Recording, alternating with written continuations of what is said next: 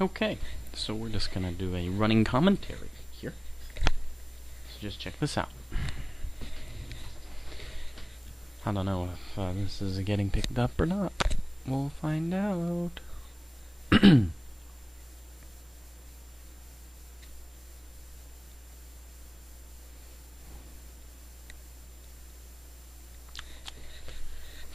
Come on, baby. So yeah, it's Opfor versus Independence. An attack on Starry Sobor. We'll see how it ends up. Both are pretty respectable forces at this period in the game. Both are pretty strong, solid, well-built teams. Independence running a lot more infantry. We'll see. Here we go. Oh, that's nice. Oh yeah. This is Arma 2. Let's have it load here. Oh dear. Oh me my.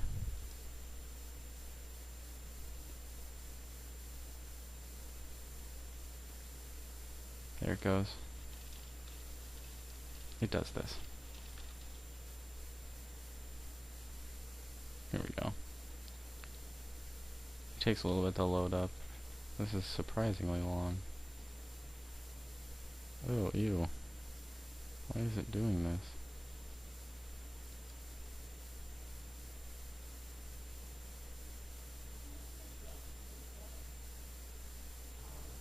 Should have fixed by now. Let's try and reset it.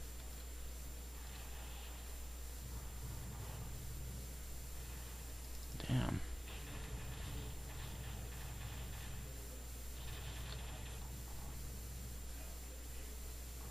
There it goes.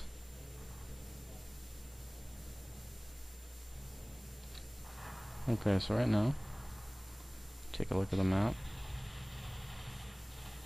Independents are moving up. One of the major units is right here.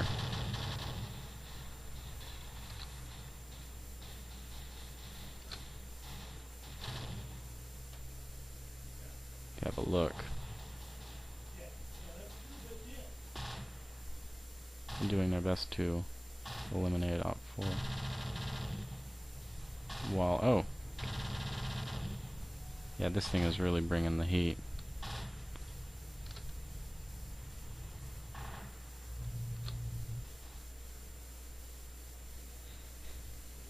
If we have a look here, we can see there's the truck that's got this whole infantry group.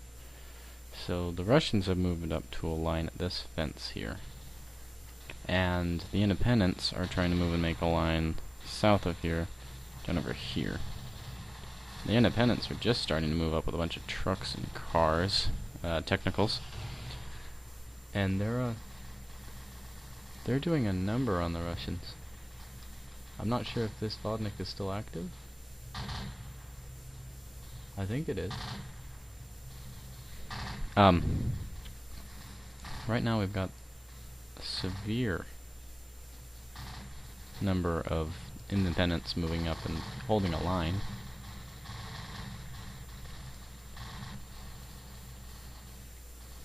A little infantry team over here.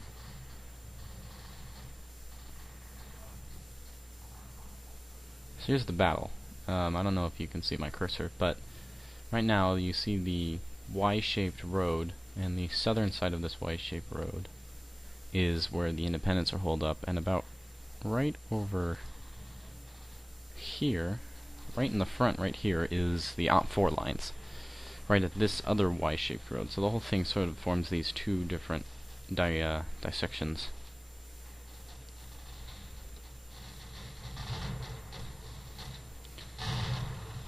So the Russian infantry are moving up. I think this Vodnik's actually been eliminated. No, it's still active. There's still a driver. I don't know if there's... Yeah, it's still cooking.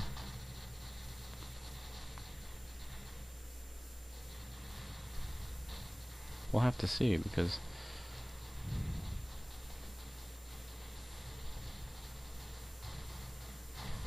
What's happened so far is a lot of independents are getting really beaten up, but the Russians are as well. There's a team of independents flanking over here.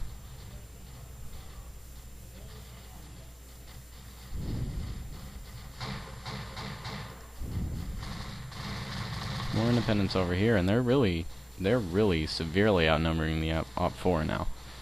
The Opfor have a major armor and weapons advantage, however.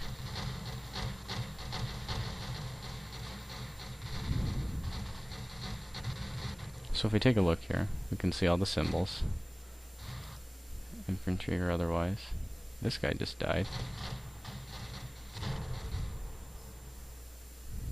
So Opfor motor rifle's still active. And I think that Vodnik is still cooking.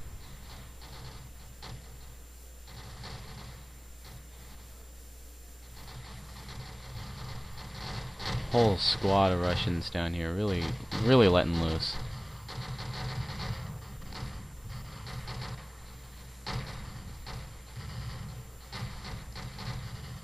The independents continue to advance with additional soldiers, however, and they really have numbers right now. They're pushing maybe 2 or 3 more squads than the Russians are.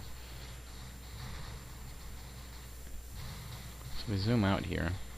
The Russians are now moved from this line, and they're in this group of trees over here. Let me see if I can bring that up. Yeah.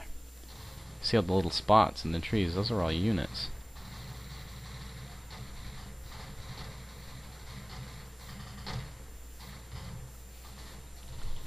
So we're going to switch around here. This is what it looks like from the field right now, as the Russians are crawling up.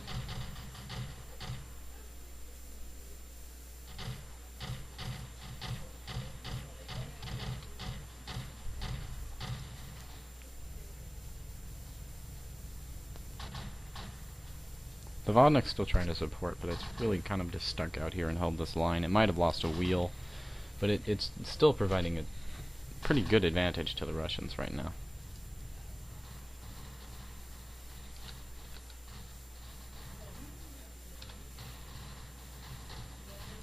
Meanwhile, the flanking forces over here for the independents are really putting the pressure on the Russians, because the Russians are now being attacked down here from 2 different sides. All the meanwhile, though, that Vodnik has just completely wasted entire squads of infantry, and it's pretty much like the rook of this battle right now, and it has an advance, which could be a good thing, could be a bad thing.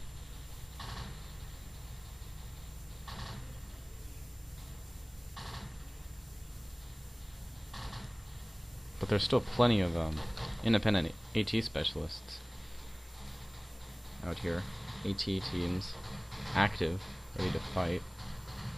But as you can see, there is a lot of casualties right now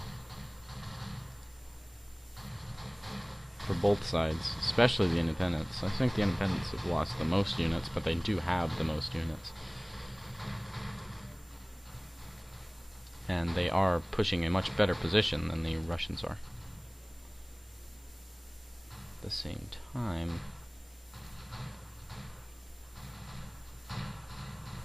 little MG guy over here. There's a last line of defense down all the way in the beginnings of the opening of the town.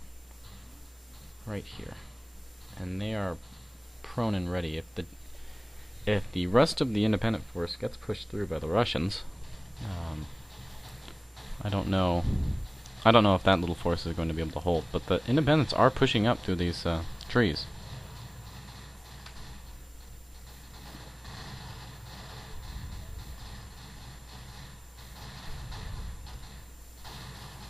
Oh, I think this guy got eliminated right here.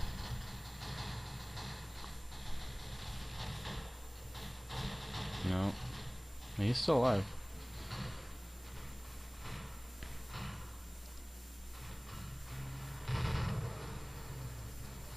Here's a sniper for the Opfor in a heated chase.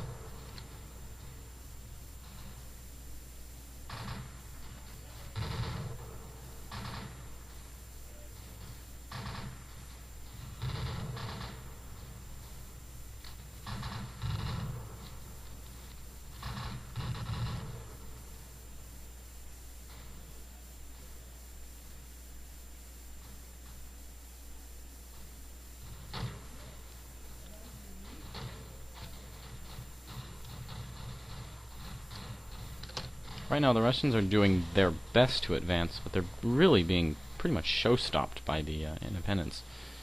The independents have a better position, they're holding their position down. The Russians will have to advance in order to succeed, and the Vodnik's still holding its position. It might have lost a wheel. So as the Russians push further away from this Vodnik, and as this Vodnik runs out of ammunition, which I can imagine could happen any moment now, it does not have enough ammunition to eliminate the rest of these independents.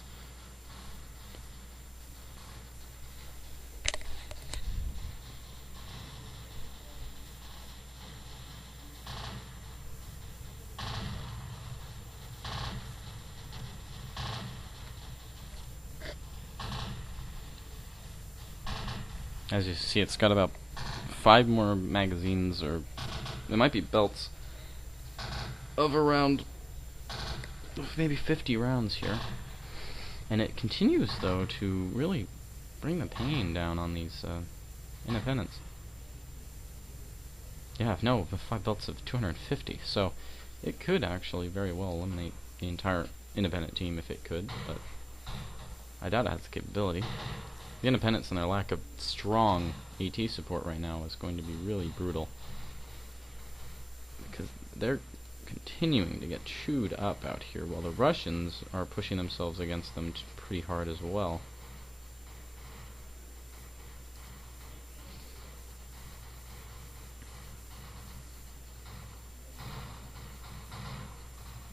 Both teams are pretty brutalized at this point.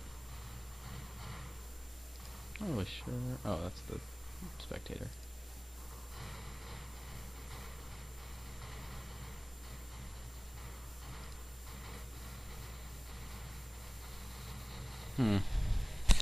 Okay, well this battle is going to go on for a little bit longer, so I'm going to hold on the commentary now, and we'll see what happens, and I'll just go over the rest of it in the second half here.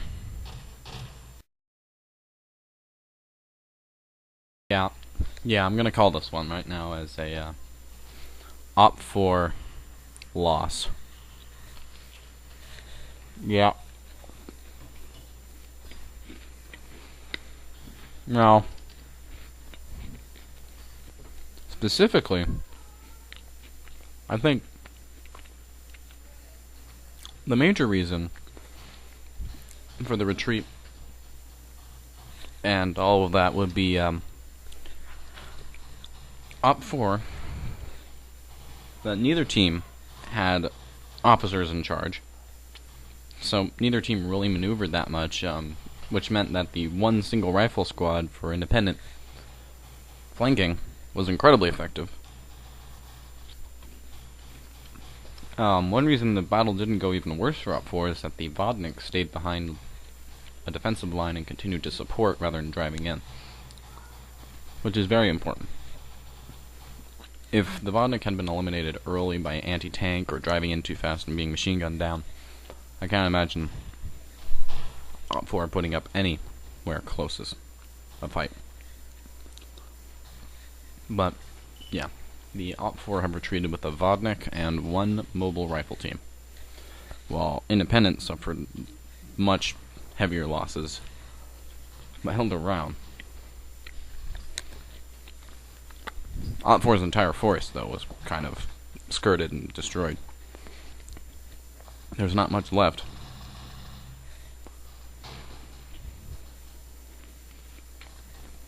Not much left of either team, really. Heavy casualties on all sides.